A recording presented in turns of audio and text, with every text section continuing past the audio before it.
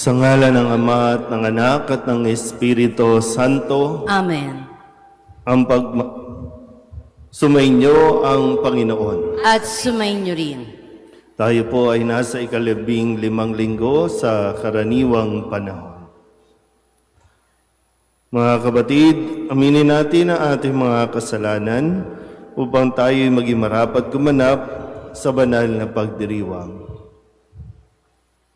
Inaamin ko sa makapangyarihang Diyos at sa inyo mga kapatid na lubha akong nagkasala sa isip, sa salita at sa gawa. At sa aking pagkukulang. Kaya isinasamo ko sa mahal na Birheng Maria, sa lahat ng mga anghel at mga banal, at sa inyo mga kapatid, na ako'y panalangin sa Panginoong ating Diyos. Kawaan tayo ng makapangyarihang Diyos, patawarin tayo sa ating mga kasalanan, at patnubayan tayo sa buhay na walang hanggan. Amen. Panginoon, kaawaan mo kami. Panginoon, kaawaan mo kami. Kristo, kaawaan mo kami. Kristo, kaawaan mo kami. Panginoon, kaawaan mo kami. Panginoon, kaawaan mo kami.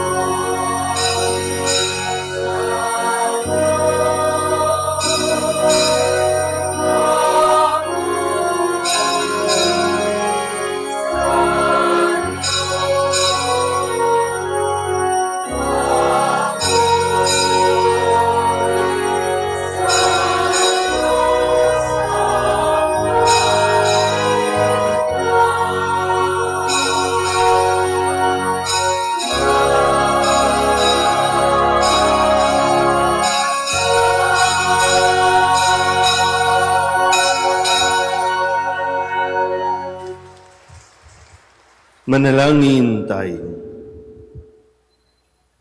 Ama naming makapangyarihan, nililiwanagan ng iyong maaasahang ilaw ang mga naliligaw na iyong pinababalik sa daan para ikaw ay matagpuan. Ang mga kabilang sa nananalig sa iyong anak ay pagkalooban mong makapagwaksi sa tanang salungat sa ngalang Kristiyanong sa iyo'y tinanggap upang ito ay talagang mapangatawan ng ganap sa pamamagitan ni Jesucristo kasama ng Espiritu Santo magpasawalang hanggan. Amen. Nakaukit ang mga utos ng Diyos sa ating mga puso. Tanda ng tunay na malapit ang Diyos sa atin. Kailangan nating sundin ang lahat ng ito sa bawat araw ng ating buhay upang lubusan nating matamasa ang kaganapan ng ating pagkatao. Pagbasa mula sa aklat ng Deuteronomio. Sinabi ni Moises sa bayan, kailangan ninyong dinggin ang tinig ng inyong Panginoong Diyos at buong puso't kaluluwang sundin ang kanyang mga utos. Ang kautosang binibigay ko na yon sa inyo ay madaling sundin at unawain. Ito'y wala sa langit, kaya hindi ninyo masasabing walang aakyat doon at kukuha sa kautusan upang marinig ninyo at may sakatuparan. Niwala ito sa ibayong dagat, kaya di ninyo masasabing walang tatawid sa dagat para kunin ang kautusan at nang marinig ninyo at may sagawa. Ang kautusan ay di malayo sa inyo, nasa iyong bibig, nasa iyong puso, kaya magagawa ninyo. Ang salita ng Diyos. Salamat sa Diyos.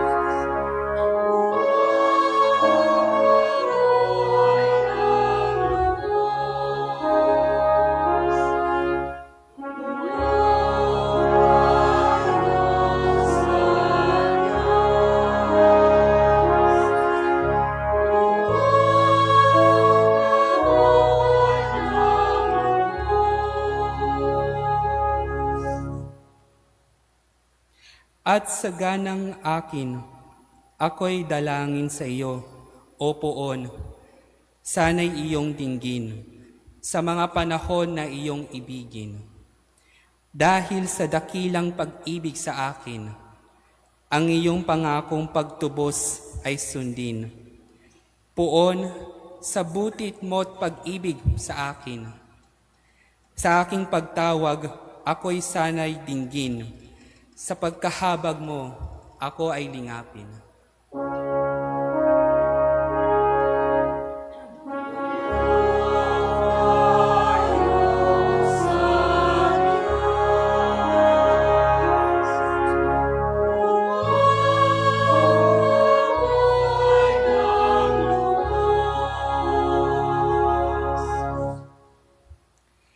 Naghihirap ako't mahapdi ang sugat.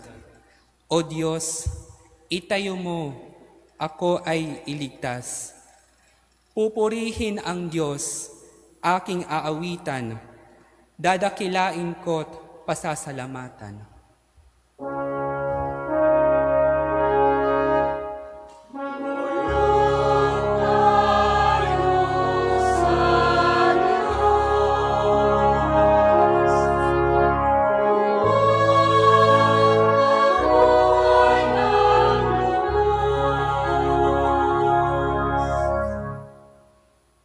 Kung makita ito ninyong mga dukha, sila ay sasamba sa laki ng tuwa.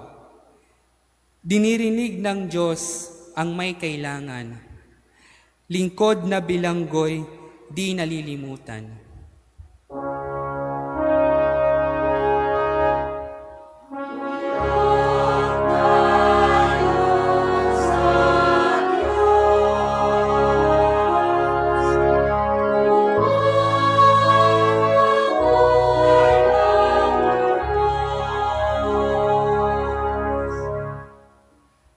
Ang lungsod ng Sion, kaniyang iniligtas. Bayang nasa Huday, muling itatatag. Magmamana nito'y uyaong lahi nila. May pag-ibig sa Diyos, ang dooy titira.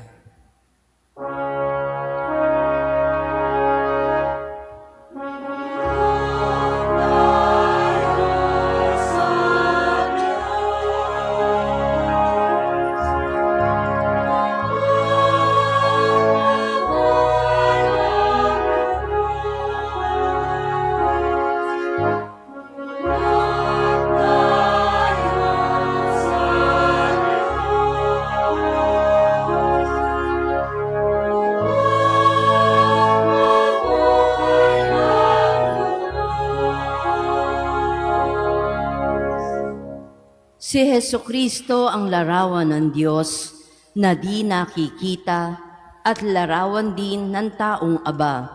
Sa kanyang pagkakatawang tao, siya'y naging kinatawan ng lahat ng tao. Pagbasa mula sa sulat ni Apostol San Pablo sa mga taga-Kolosas. Si Kristo ang larawan ng Diyos na di nakikita at siyang may kapangyarihan sa lahat ng nilikha. Sapagkat ang lahat ng nasa langit at nasa lupa, nakikita man o hindi, pati ang mga nagahari at namamahala, mga namumuno at may kapangyarihang espiritual, ay pawang nilikha ng Diyos sa pamamagitan niya para sa Kanya. Siya'y una sa lahat at sa Kanya nasasalalay ang kaayusan ng lahat ng bagay. Siya ang ulo ng simbahan na Kanyang katawan.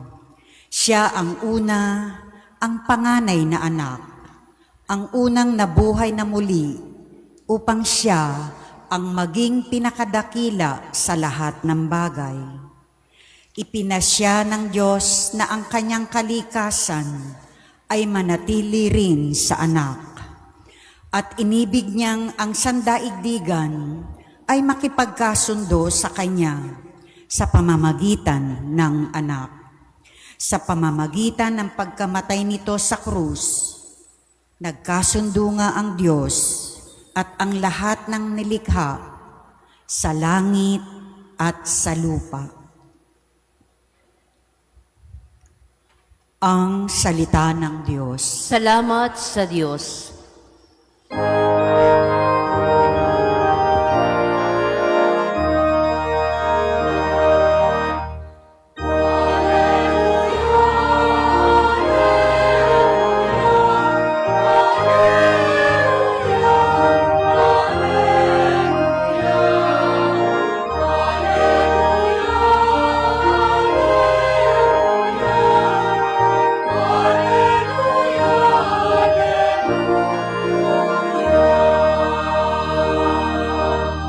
Espiritong bumubuhay, ang salita mo may kapal, buhay mo ang tinataglay.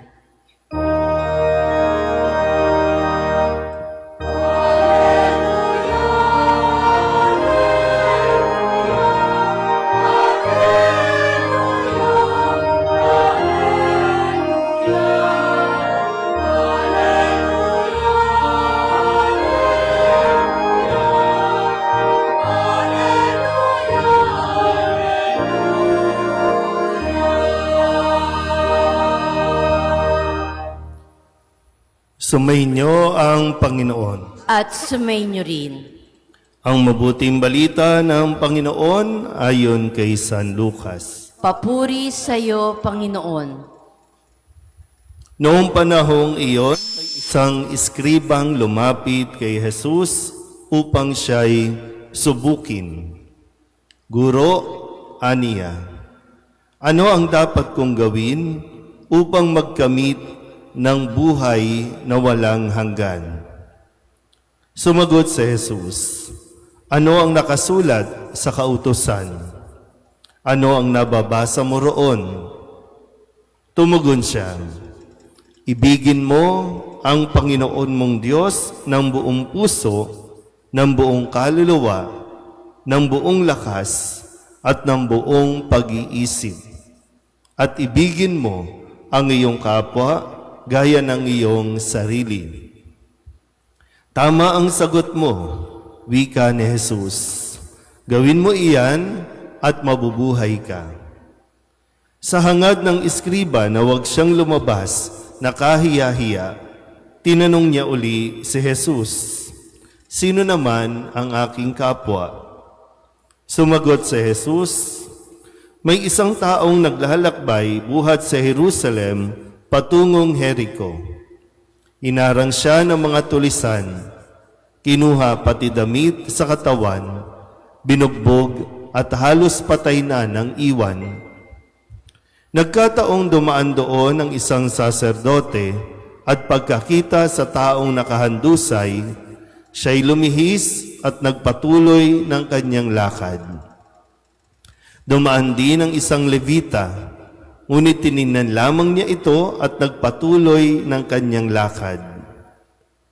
Ngunit may isang Samaritanong naglalakbay na naparaan doon. Nakita niya ang hinarang at siya'y nahabag.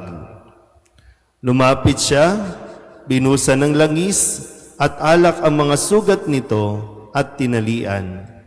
Saka isinakay ang tao sa kanyang sinasakyang hayop. Dinala sa bahay panuluyan at inalagaan doon. Kinabukasan, dumukot siya ng 2 denaryo.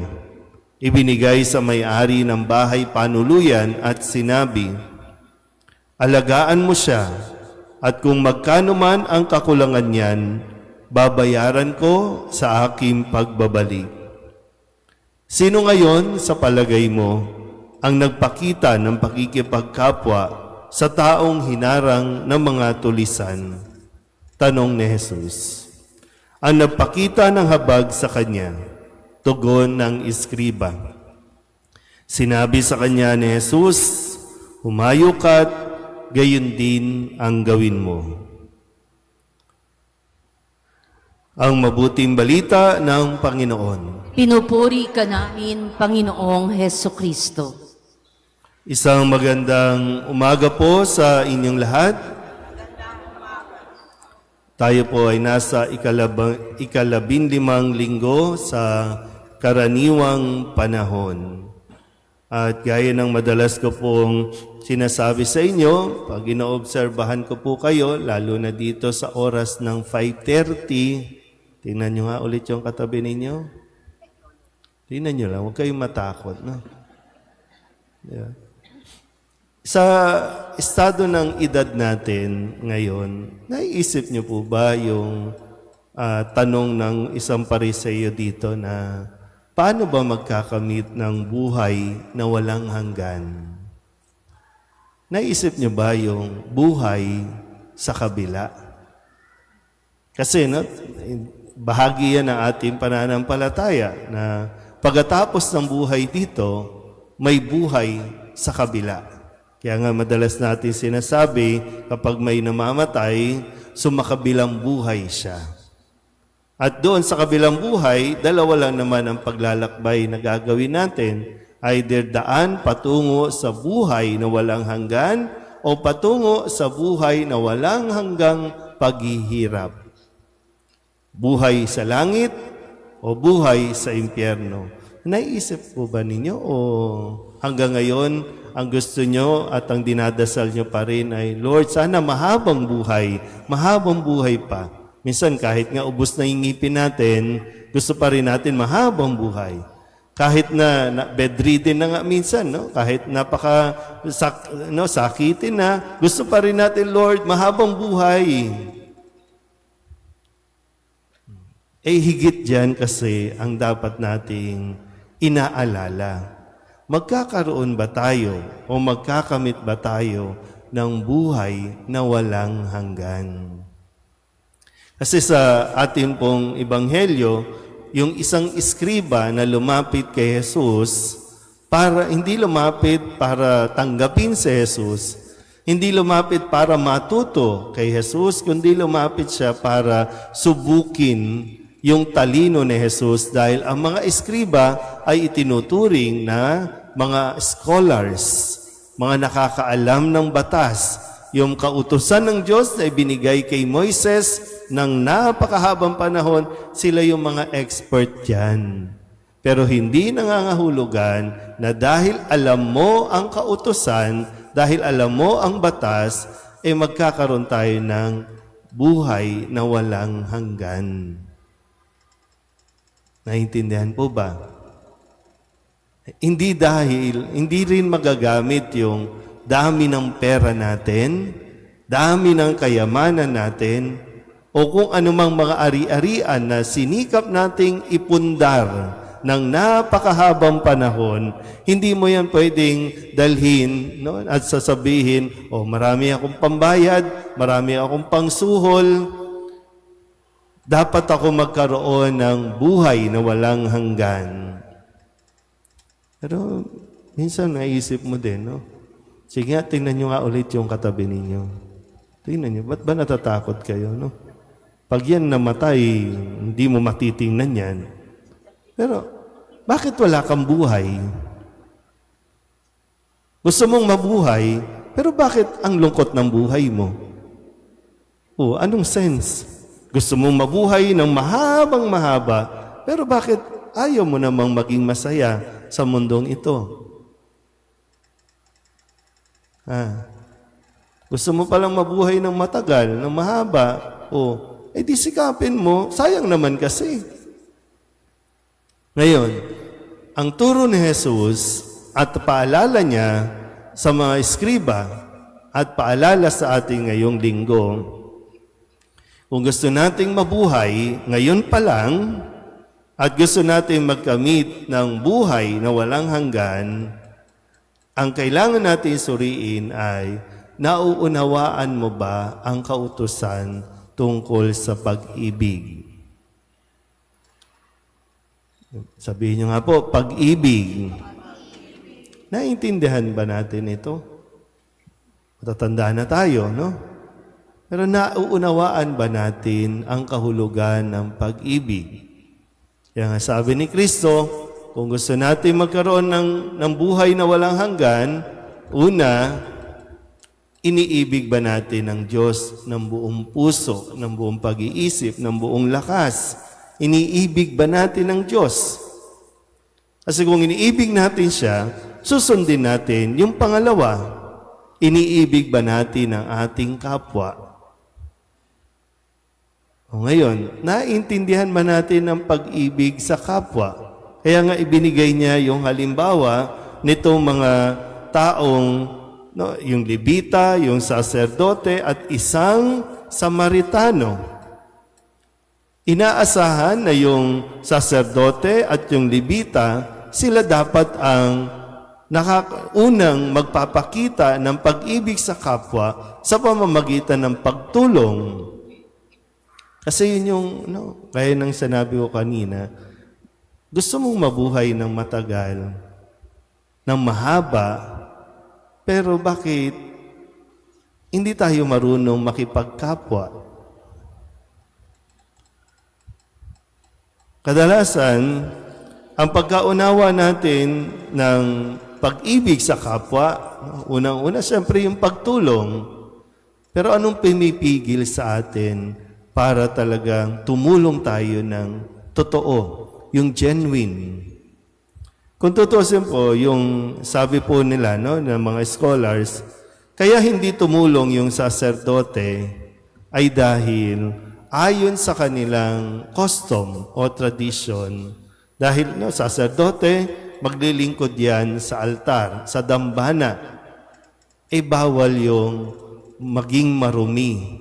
At para sa kanila, kapag humawak ka ng taong sugatan, duguan, ituturing kang marumi. So, kung marumi na siya, paano siya makakapaglingkod sa dambana? Ayon din sa iba, no, nasa pag-aaral, yung mga Levita ay hindi rin pwedeng tumulong doon dahil siya ay mayroon din mga pinaniniwalaan at sinusundan ng mga ritual. At tanging yung Samaritano ang, no, parang sabihin nating hinigitan pa, no, yung inaasahan. Kasi yung Samaritano, sila yung mga iniiwasan ng mga Hudyo. Pero siya pa ang nagbigay at nagpakita ng habag sa nangangailangan. At ito yung aral na itinuturo sa atin. Kung gusto natin magkaroon o magkamit ng buhay na walang hanggan, tutulong tayo hindi dahil obligasyon natin. Nakukuha niyo po ba? Magamat sa atin, pwede niyo sabihin, bakit niyo tinutulungan ng iyong pamilya? Obligasyon ko kasi. At dahil nagiging obligasyon, nagiging mabigat para sa atin ang tumulong. Kaya nga, yung pagkahabag, tutulong ka dahil mula sa iyong puso, nahabag ka sa kalagayan nila. Kaya gusto mong tumulong. Bakit hindi tayo makatulong? Sasabihin natin, kasi hindi naman natin kapartido eh. Hindi naman natin kaalyado yan eh. Kaya nga, bakit, tayo, okay tayo dito. Bakit may mga probinsya na ngayon binabaha, ngayon maraming gutom, ngayon, bakit? Hindi natin kaalyado yung mga yun eh.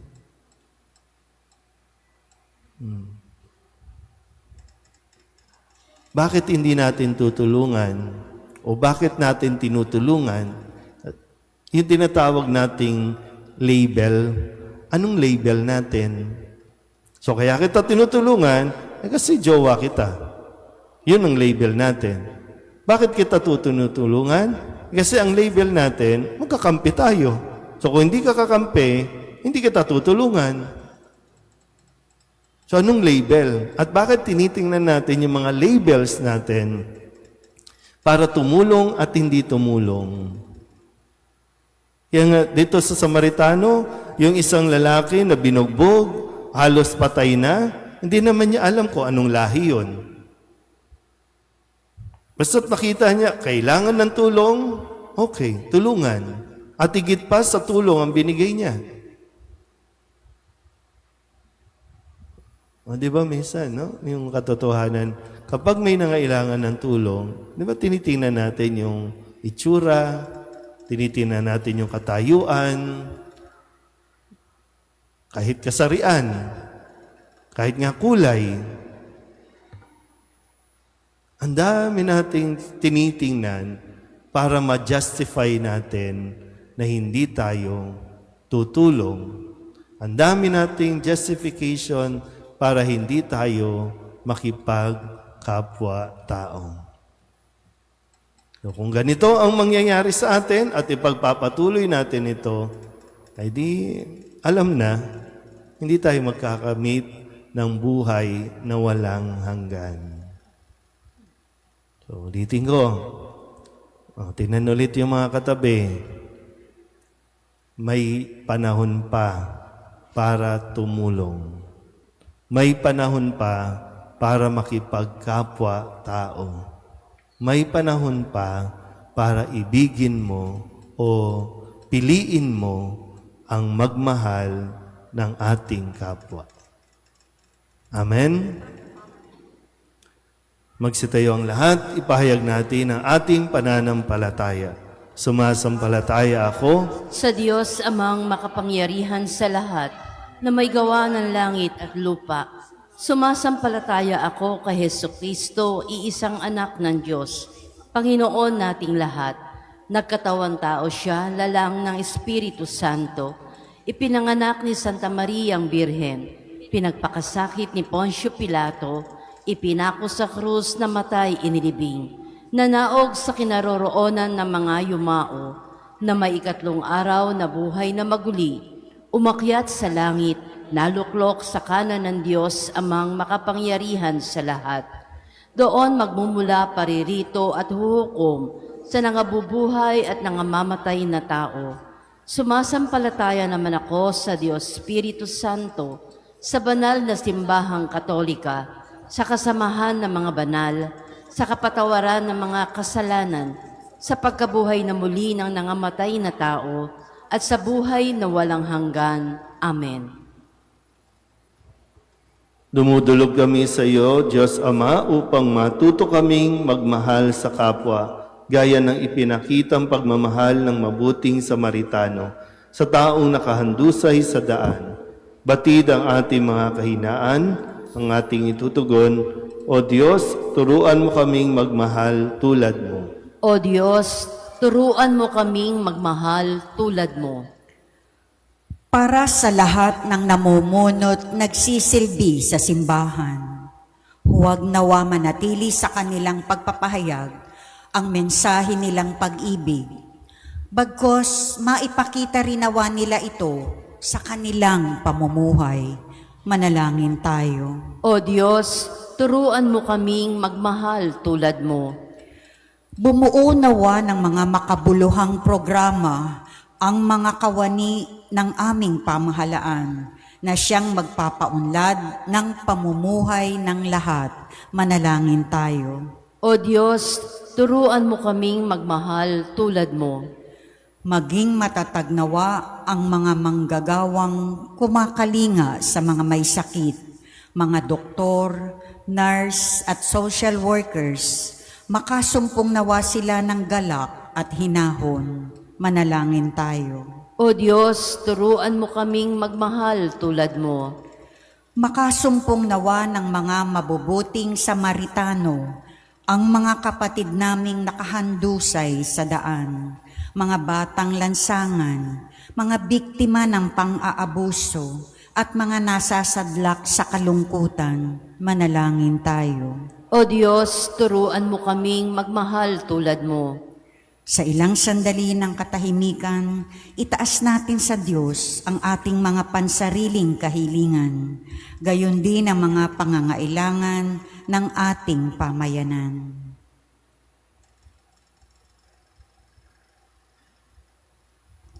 Manalangin tayo. O Diyos, turuan mo kaming magmahal tulad mo. Ang lahat ng ito ay iniiling namin sa ngalan ni Kristo ang aming Panginoon. Amen.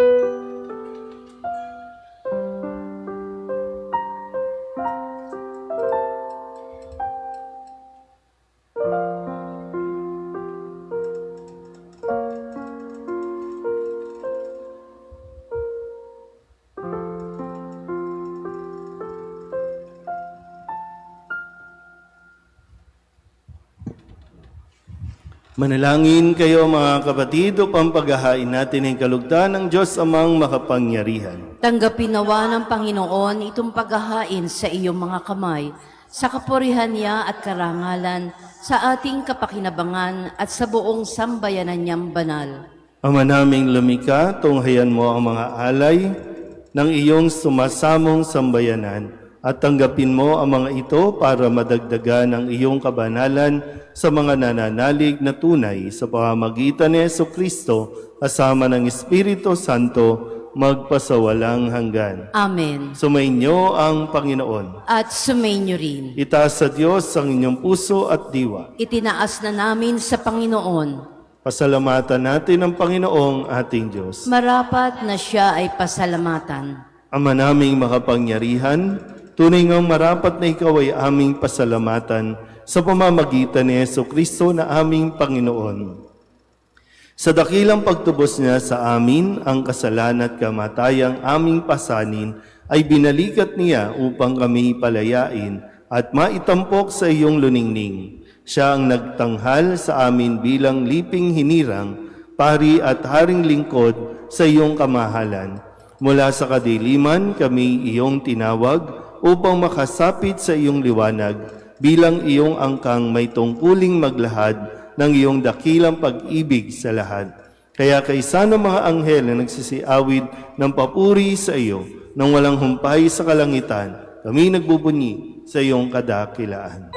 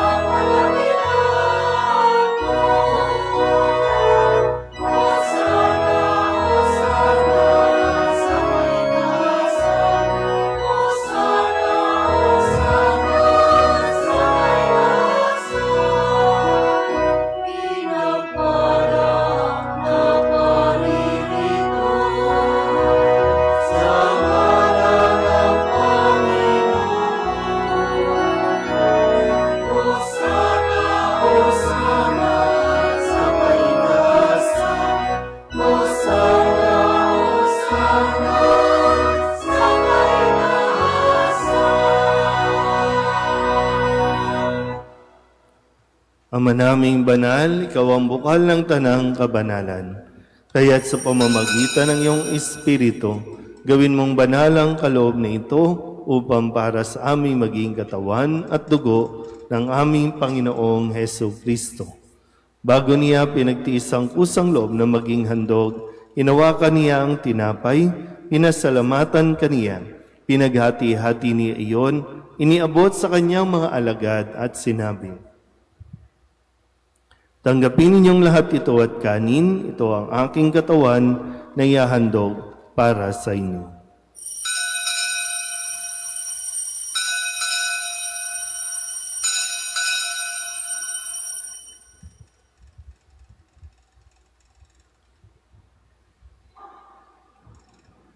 Gayun din naman nang matapos ang hapunan, hinawakan niya ang kalis, muli kaniyang pinasalamatan. Iniabot niya ang kalis sa kanyang mga alagad at sinabi, tanggapin ninyong lahat ito at inumin. Ito ang kalis ng aking dugo, ng bago at walang hanggang tipan. Ang aking dugo na ibubuhos para sa inyo at para sa lahat sa ikapagpapatawad ng mga kasalanan. Gawin ninyo ito sa pag-alaala sa akin.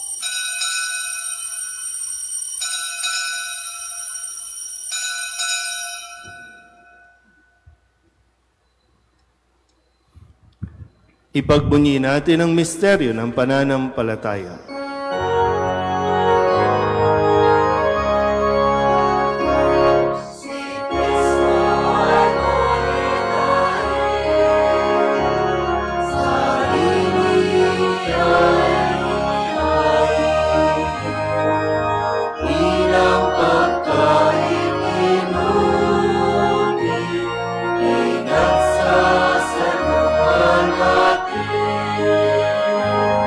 Amen.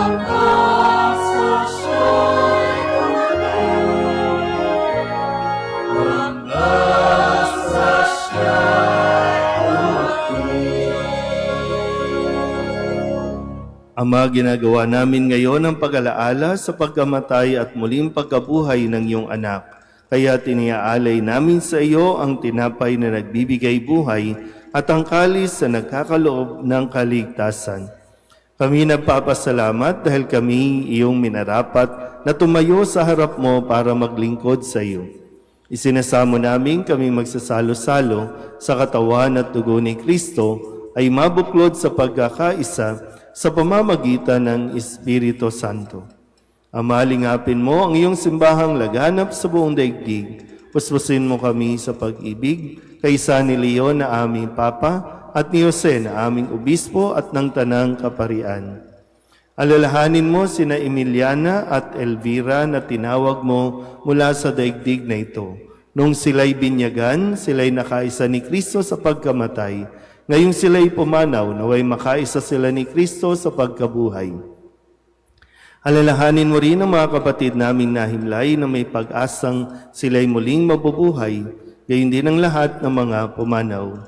Kawaan mo sila at patuloyin sa iyong kaliwanagan. Kawaan mo at pagindapating kaming lahat na makasalo sa iyong buhay na walang wakas.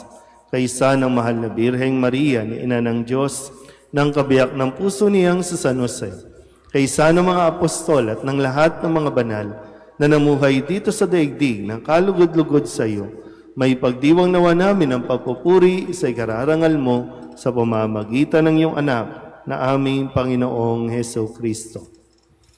Sa pamamagitan ni Kristo, kasama niya at sa Kanya, ang lahat ng parangal at papuri ay sa iyo, Diyos Amang makapangyarihan, kasama ng Espiritu Santo, magpasawalang hanggan.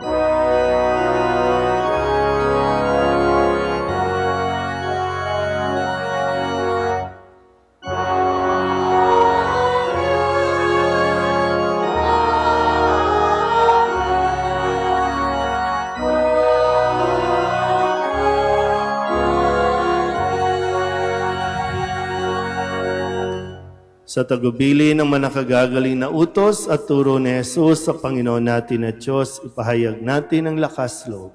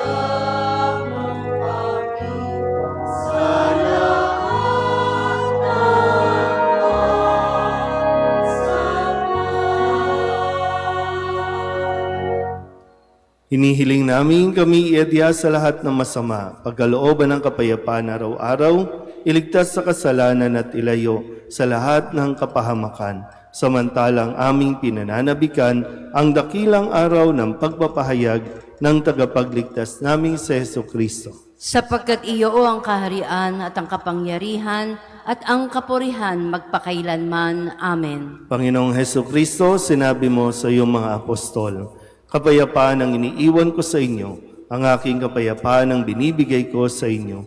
Tunghayan mo ang aming pananampalataya at huwag ang aming mga pagkakasala. Pagkalooban mo kami ng kapayapaan at pagkakaisa ayon sa iyong kalooban, kasama ng Espiritu Santo, magpasawalang hanggan. Amen. Ang kapayapaan ng Panginoon ay laging sumainyo. At sumainyo rin. Magbigayan tayo ng kapayapaan sa isa't isa.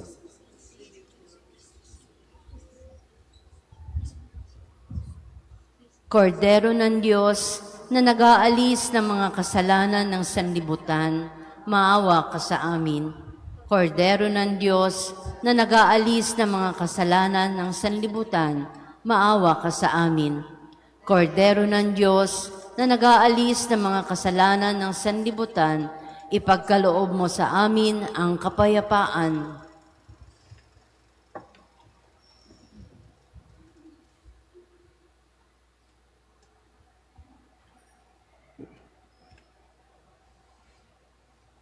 Ito ang kordero ng Diyos.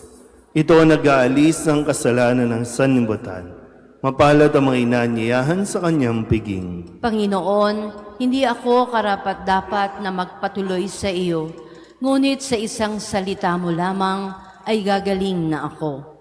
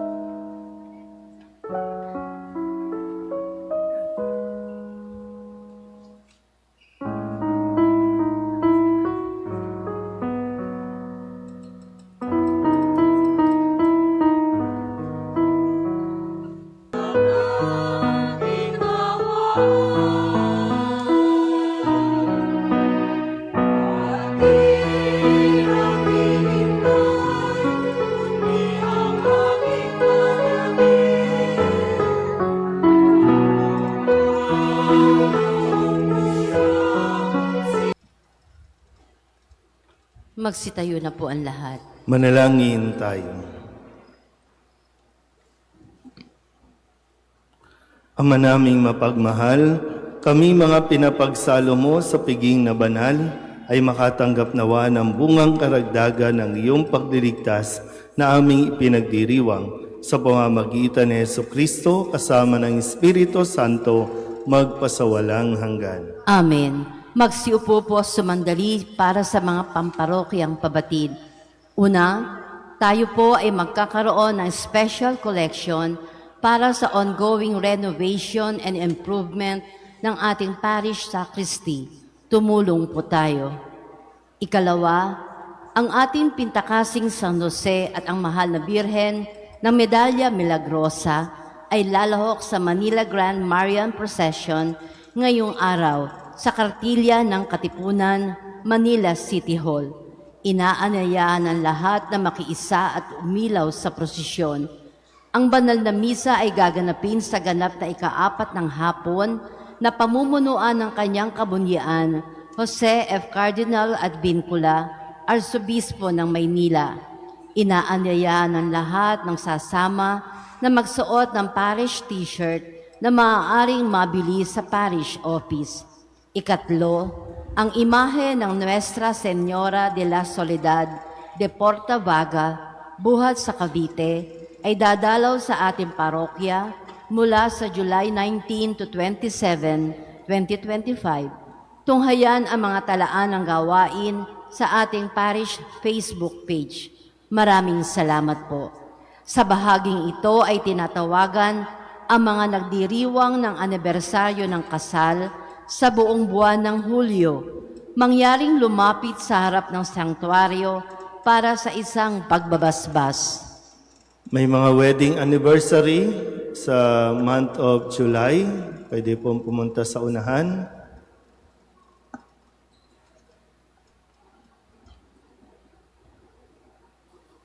Wedding anniversary po. Wala nang asawa? Solo celebration. Sige po.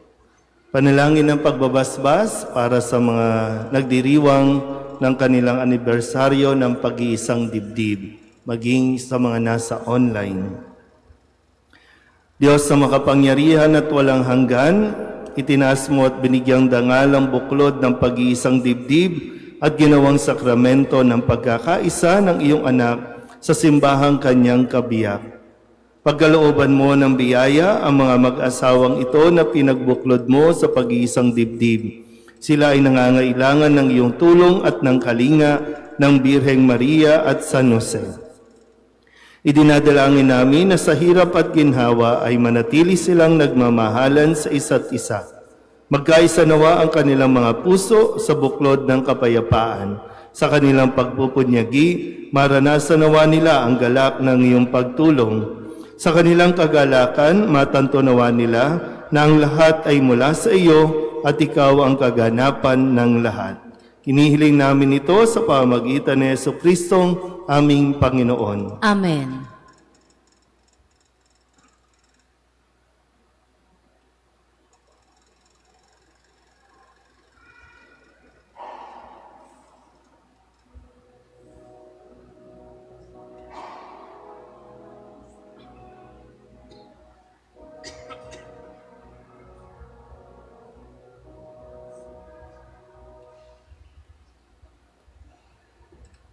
Magsitayo na po ang lahat.